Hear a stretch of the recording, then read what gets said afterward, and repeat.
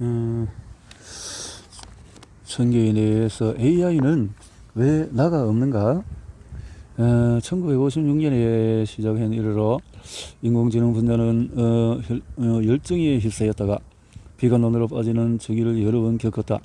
AI 과학자들은 이것을 AI 여름과 AI 겨울이라고 부른다. 각각 물결은 지능기기를 만드는 길로 안내한다고 약속한 신기술을 바탕으로 일어났지만 결국 이러한 혁신들은 부족함을 드러내고 말았다. AI는 또 다시 AI 여름을 맞이했고 산업계의 기대가 또 한 번 커지고 있다. 현재 물결을 견인하는 기술은 흔히 딥러닝이라고 부르는 인공신경망이다. 이 방법은 사진 식별, 구어 인식, 자동차 운전 등의 과제에서 인상적인 결과를 보였다.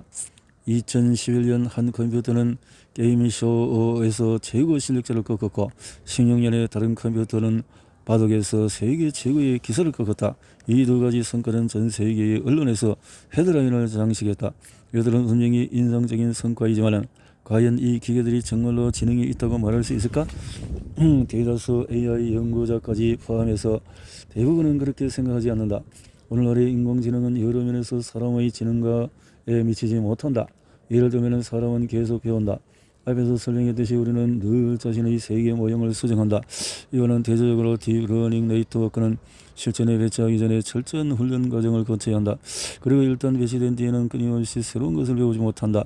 예를 들어서 신경망에게 추가 대상을 인식하도록 배우기 하려면 그 신경망을 처음 다시 훈련시켜야 하는데 그러려면 며칠이 걸릴 수도 있다. 무엇보다도 오늘날의 AI 시스템이 지능이 있다고 간주되지 않는 이유는 AI 시스템은 오직 한 가지 일만 할 수 있는 반면에 사람은 많은 일을 할 수 있기 때문이다. 다시 말해서 AI 시스템은 유연하지가 않다. 여러분이나 나 같은 사람은 누구나 바둑 두는 법이나 농사 짓는 법, 소프트웨어 만드는 법, 비행기 조종과 음악 연주 같은 것을 배울 수가 있다. 우리는 평생 수천 가지 기술을 배우며 그중에 어느 하나의 탁월한 능력을 보여주지는 못하더라도 배움 과정에서 큰 유연성을 발휘한다. 딥러닝을 하는 AI 시스템은 유연성을 거의 보여주지 못한다. 바둑을 두는 컴퓨터는 누구보다도 바둑을 잘 둘 수 있을지 몰라도 바둑 말고 다른 일은 전혀 하지 못한다. 자율주행차는 누구보다도 안전한 운전자가 될지는 몰라도 바둑을 두거나 벙커는 타이어를 갈아 끼우지는 못한다. AI 연구의 장기 목표는 사람과 같은 지능을 보여주는 기계를 만드는 것이다. 그런 기계는 새로운 과제를 빨리 배우고 서로 다른 과제들 사이에서 유사점을 파악하고 새로운 문제를 유연하게 해결할 수 있어야 한다. 이 목표를 현재의 제한적인 AI와 구별하기 위해서 인공일반지능 혹은 줄여서 AGI라고 부른다. 오늘날 AI 산업이 직면한 본질적인 질문은 이것이다. 우리는 지금 진정한 지능이 있는 AGI 기기를 만드는 길로 나아가고 있는가? 아니면 또 한 번 난관에 봉착해서 AI 겨울로 접어들고 있는가? 현재 AI 물결은 수천 명의 연구자가 수십억 달러의 투자를 끌어들였다. 이 모든 사람들과 지금은 거의 다 딥러닝 기술 개선에 투입되고 있다. 이 투자는 인간 수준의 기계 지능을 낳을까?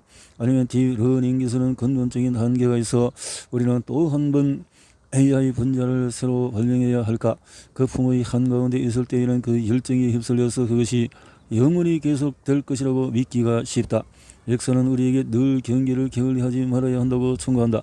나는 현재 AI 물결이 얼마나 오래 계속 성장할지 모른다. 하지만 딥러닝이 우리를 진정한 지능 기기를 만드는 길로 데려가지 않을 거라는 사실은 안다. 현재 우리가 하고 있는 것을 더 많이 하는 것만으로는 AGI를 만들 수는 없다. 인공 일반 지능으로 가는 두 가지의 길은 지능 기기를 만들기 위해서 AI 연구자들이 걸어온 길이 두 가지가 있다. 현재 우리가 가고 있는 한 길은 바둑을 두거나 의료 영상에서 암세포를 찾아내는 것처럼 특정 과제에서 사람보다도 월등한 능력을 보여주는 컴퓨터에서 초점을 맞추고 있다. 연구자들은 몇몇 어려운 과제에서 사람보다도 월등한 능력을 보여주는 컴퓨터를 만든다면 결국에는 모든 과제에서 사람보다 월등한 컴퓨터를 만드는 방법을 발견할 거라고 기대한다.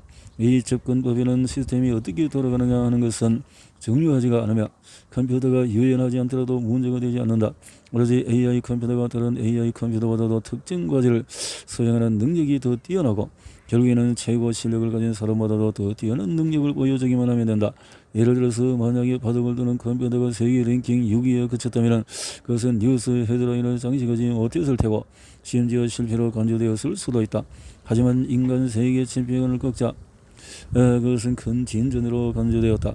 두 번째의 길은 유연성에 초점을 맞추는 것이다. 이 접근법에는 AI가 반드시 사람보다 나은 능력을 보여줄 필요가 없다. 그 목표는 많은 일을 하고 배운 것을 한 과제에서 다른 과제로 적용하는 기기를 만드는 것이다.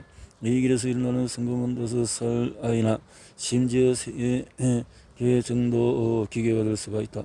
앞서 몇 번의 AI 물결에는 두 번째 길을 선호했다. 하지만 그 목표를 달성하기가 너무나도 어려웠다.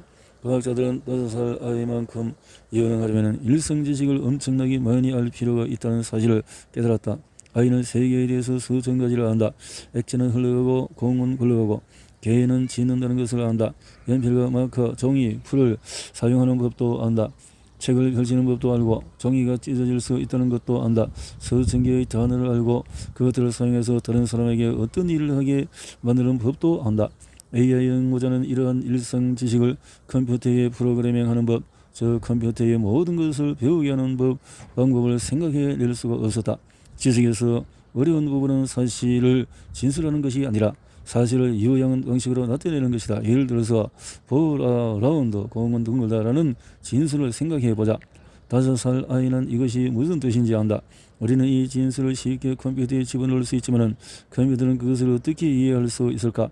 라운드는 여러 가지 의미가 있다.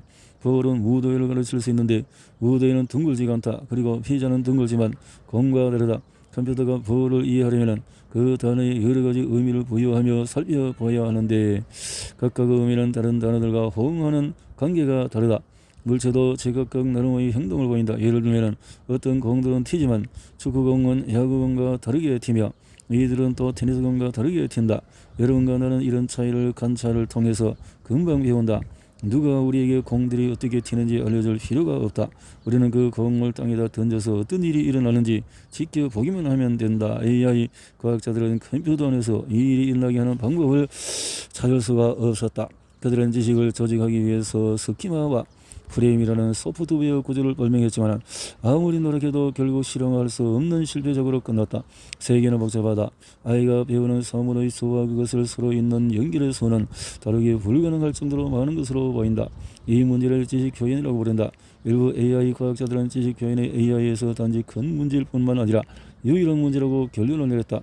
오늘의 딥러닝 네트워크에는 지식이 없다. 바둑을 두는 컴퓨터는 바둑이 게임이라는 사실을 모른다. 바둑의 역사조차 모른다. 자신이 컴퓨터와 겨루는지 사람과 겨루는지도 모르며 컴퓨터나 사람이 무엇을 뜻하는지도 모른다. 얼마 전에 AI 과학자들은 지식의 부호화에 다른 접근법을 시도해 보았다. 그들은 큰 인공신경망을 만들어서 많은 텍스트로 훈련시키는데 수만 권의 책과 위키백과와 거의 모든 인터넷에 나오는 단어를 모두 익히게 했다. AI 과학자들은 이 언어 신경망이 진정한 지식을 가졌는지 아니면 단지 수백만 단어의 통계를 기억함으로써 사람을 흉내내는 것인지를 놓고 의견이 갈린다. AI를 위한 모형으로서의 내 연구에 관심을 가진 순간부터 나는 지능기기를 만들기 전에 뇌의 작용 방식부터 이해해야 한다고 생각했다. 나는 그것을 너무나도 당연하다고 생각했는데 우리가 지능이 있다고 하는 것은 뇌밖에 없기 때문이다. 지능. 이 책 전반부에서 나는 뇌를 이해하려는 노력에서 일어난 진전을 소개했다. 챙겨 내 이론은 지식 표현 문제를 해결한다. 이를 얻기 위해 비유를 들어보자. 이렇게 해서 뇌는 스테이플러에 대한 지식을 저장할 때 전혀 다른 접근법을 사용한다. 뇌는 모형을 배운다. 물론 우리 머릿속에 실제로 작은 물리적인 스테이플러가 있는 것은 아니다. 하지만 신비주의 세포들은 동일한 목적을 달성하게 해주는 가상 모형을 배운다.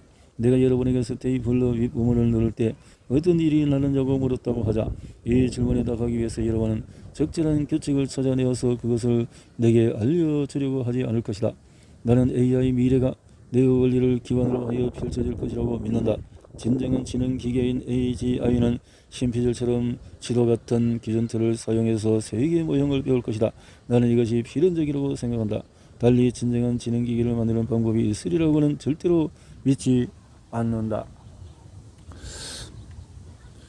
특수 목적용 AI에서 범용 AI로 넘어갔어.